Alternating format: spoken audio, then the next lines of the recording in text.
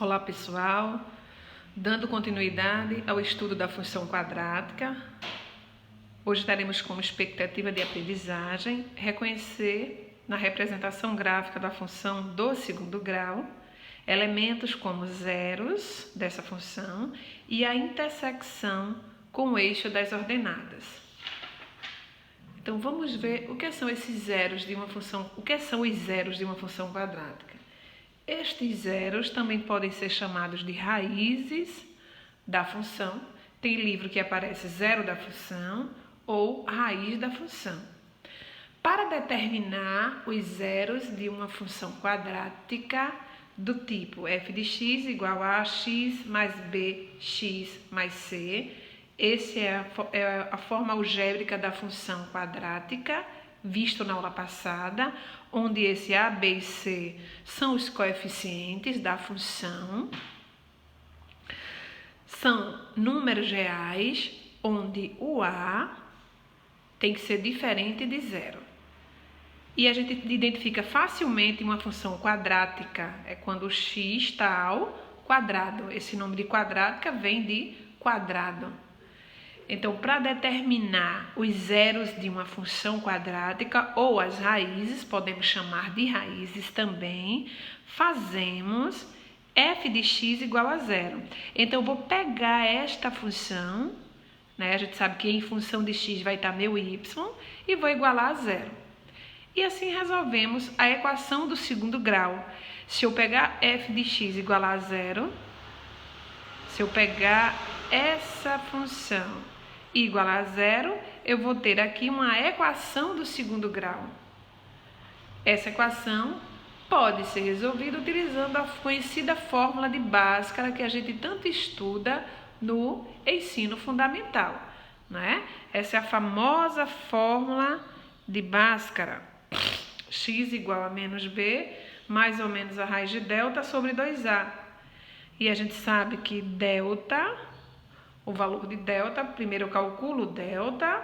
Há quem prefira calcular tudo junto, eu prefiro calcular o delta separado. Então, existe uma fórmula só para o delta. Delta é igual a b ao quadrado, b ao quadrado menos 4 vezes a vezes c. Eu calculo delta, tendo o valor de delta, eu aplico na fórmula de Bhaskara. Dependendo do valor do delta, a função quadrática vai assumir, deixa eu ajeitar aqui para vocês, vai possuir zeros diferentes ou iguais, ou nenhum zero da função, vai depender do valor do delta. De acordo com os coeficientes da função, que são os valores de a, b e c, temos três possíveis casos para, deixa eu botar esse aqui, para para os valores de delta, certo? Então, delta vai poder aparecer de três maneiras diferentes, vai depender dos coeficientes a, b e c. Delta vai poder ser maior que zero, né? No caso aqui, se o valor de delta for positivo, o que é que vai acontecer com essa função? Ela vai possuir dois zeros reais e distintos. Distintos, todos sabem que é diferentes, certo? Então, se quando eu estiver lá resolvendo, peguei minha função, igualei a zero, e o valor do delta deu positivo, eu sei que eu vou encontrar para esta função dois zeros reais e distintos e diferentes. Eu vou encontrar duas raízes. Então, as raízes na função, se eu fosse fazer o gráfico, a gente viu na aula passada que o gráfico da função quadrática é uma parábola. Se o coeficiente a for maior que zero, se ele for positivo, essa parábola vai ter concavidade para cima. A concavidade dela é para cima. E se o delta, quando eu estiver resolvendo, também for positivo, isso significa que a função ela vai ter dois zeros reais e distintos. Ela vai cortar o eixo do x justamente nessas raízes. que quando a gente resolver vai ser o x1 e o x2. Se o A for menor que zero, se o coeficiente A for menor que zero, o gráfico vai ter concavidade para baixo, não é isso? Se o A for positivo,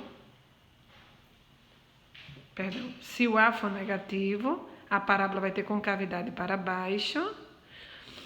Mas se o delta é positivo, isso significa que a função ela tem dois zeros, duas raízes reais e diferentes, x1, x2. Se quando eu estiver resolvendo o delta for igual a zero, isso significa que a função tem dois zeros reais e iguais. Ou seja, x1 vai ser igual a x2.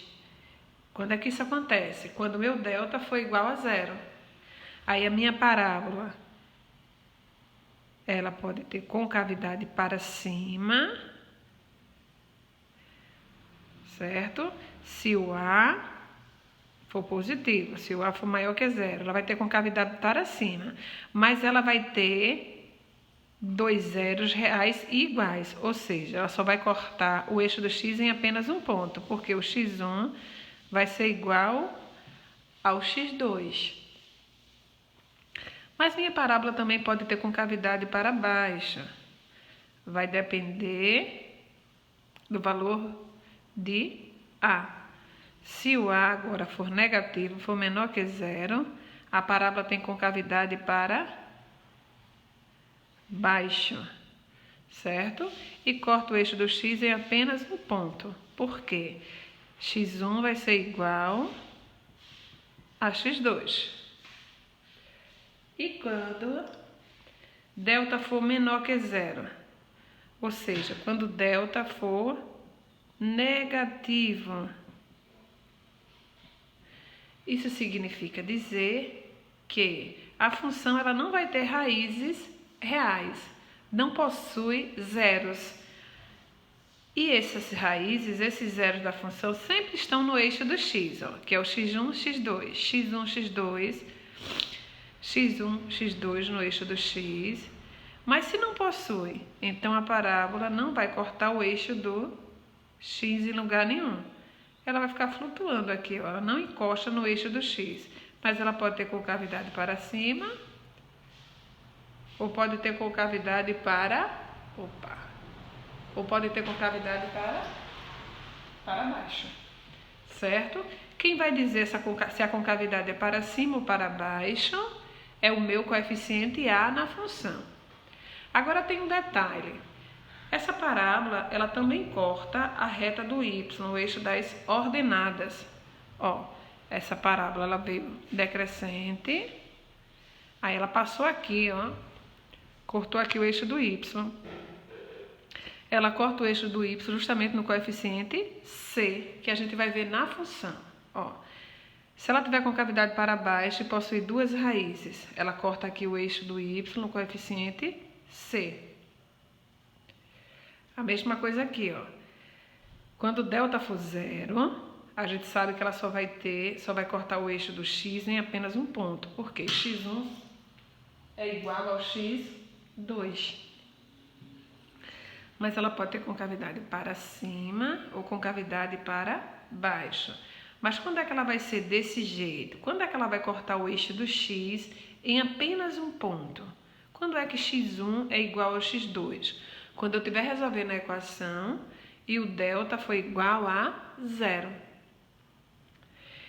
E por fim, quando o delta for menor que zero, quando ele for negativo. Quando eu estou resolvendo lá a minha equação do segundo grau e o delta der negativo, né? Eu não vou prosseguir a resolução,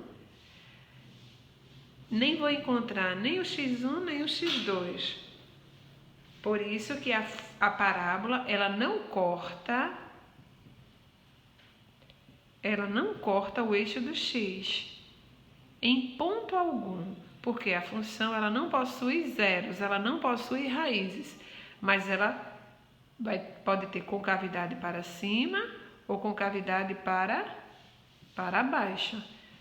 a concavidade, quem vai dizer a concavidade é o coeficiente A. Mas observe que ela também corta o eixo do y num ponto, que é o ponto C. Aqui é a mesma coisa. No próximo vídeo, nós vamos ver um exemplo de como calcular as raízes de uma função e esboçar o gráfico.